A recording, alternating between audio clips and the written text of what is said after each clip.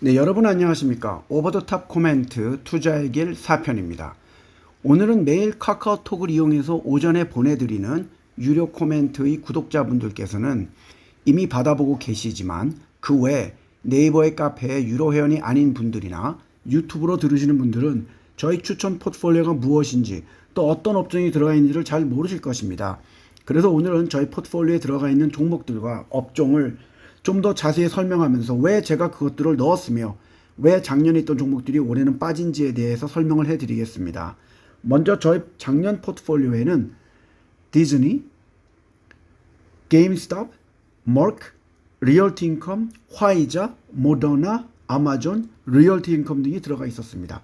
하지만 올해는 넷플릭스, AMC, 일라이 릴리, 허쉬, 스타벅스, 엑슨모빌 같은 종목이 새롭게 들어가 있습니다.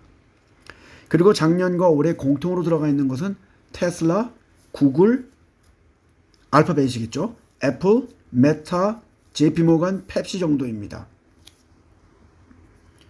저희 유료 코멘트의 포트폴리오를 보시면 먼저 테슬라가 들어가 있습니다. 테슬라는 이미 얼마 전에 말씀드렸다시피 얼마나 더 이 주식이 박살이 날지를 보고 싶어서 집어넣은 것입니다. 그리고 작년에는 게임스톱 같은 잡주를 집어넣고 이것이 또 얼마나 빠지고 얼마나 변동성이 큰지를 보여드렸으며 올해는 게임스톱 대신에 그보다 조금 더 변동성이 큰 개잡주인 AMC를 집어넣었습니다. 작년에 저는 디즈니를 추천했지만 올해는 뺐습니다. 놀이공원에 스트리밍 서비스에 영화에 OTT 서비스까지 이런 문어발식 경영은 올해는 힘이 들 것으로 봤고 대신 편입한 넷플릭스는 아마존을 비롯한 회사들과의 합병설이 시장에 많이 있습니다. 엑슨모빌은 유가의 움직임에 따라 오르고 내림이 반복되는 회사이지만 아무리 친환경을 중시해도 석유 회사의 주가는 쉽게 빠지지 않게 넣었습니다. 또한 작년에는 코로나19 백신을 통한 매출의 증가 때문에 화이자, 모더나 같은 백신 주식을 넣었지만 이제는 코로나도 서서히 사라지고 또 사람들이 백신을 맞지 않고 있기 때문에 백신보다는 진짜 약을 만들어 도움을 주는 일라이 릴리 같은 회사를 편입했습니다. 그리고 허쉬, 펩시, 스타벅스 같이 먹고 마시는 종목은 이젠 재택근무도 사라지고 사람들이 이동을 많이 하고 있기 때문에 편입을 했습니다. 금융주는 사실 크게 좋은 호재는 없지만 JP모건이 그나마 제일 큰 은행 겸 증권회사이기 때문에 상징성을 부여해서 집어넣었습니다. 그리고 뉴욕에 상장한 중국 주식들 중에 알리바바가 있고 대만의 TSMC도 있습니다. 이것들은 중국의 경제가 좋아진다면 올라갈 수 있는 주식들이기에 편입을 했습니다. 또한 저는 이미 여러 번에 걸쳐 말씀을 드렸지만 가상화폐는 잘 모르고 알고 싶지도 않고 그냥 그들만의 리그로 놔둬야 한다고 늘 주장을 해왔습니다. 그들이 규제당국이 정해진 규정 안에서 거래를 한다면 망하던 떼돈을 벌던 굳이 신경을 쓸 이유가 없다고 봅니다. 정부는 규제 안에서 그들이 움직이고 또 다른 금융상품들과 마찬가지로 이익이 나면 세금을 징수하면 됩니다.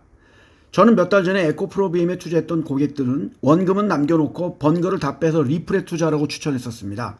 그때 리플은 소송의 결과를 바라보고 있었고 가격은 600원 초반 내지 중반에 있었습니다. 소송 결과 리플이 승소를 하면서 리플의 가격은 1000원을 넘었지만 저는 팔지 말고 기다리라고 말씀을 드렸습니다. 왜냐하면 리플에는 지금 많은 호재들이 있기 때문이고 빠져도 에코프로비엠에서 먹은 돈으로 한 투자에게 큰 부담이 없었기 때문입니다. 오늘 현재 리플은 825원에 거래가 되고 있습니다. 슬금슬금 오르고 있습니다. 국내 주식을 보면 저는 삼성전자 우선주, 키움증권, 에코프로비엠 같은 종목들을 추천하며 ETF는 코덱스 차이나 CSI 300, KB스타 차이나 HSCI ETF, 코덱스 반도체 ETF를 추천하고 있습니다.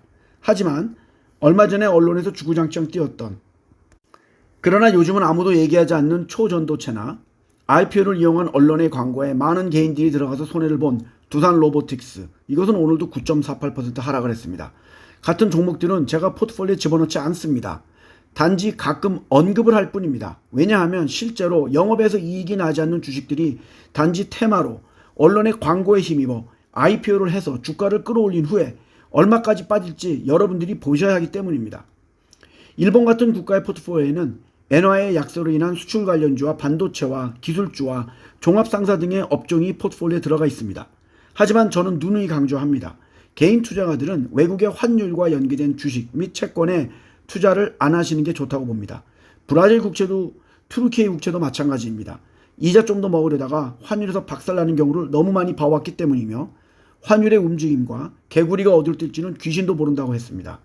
저희 유로코멘트 포트폴리오는 1년에서 2년 정도 한 번씩 바꾸고 있습니다. 다음번에는 그렇다면 어떤 업종, 어떤 종목들의 투자를 주의해야 되는지에 대한 것도 설명을 해드리겠습니다. 감사합니다.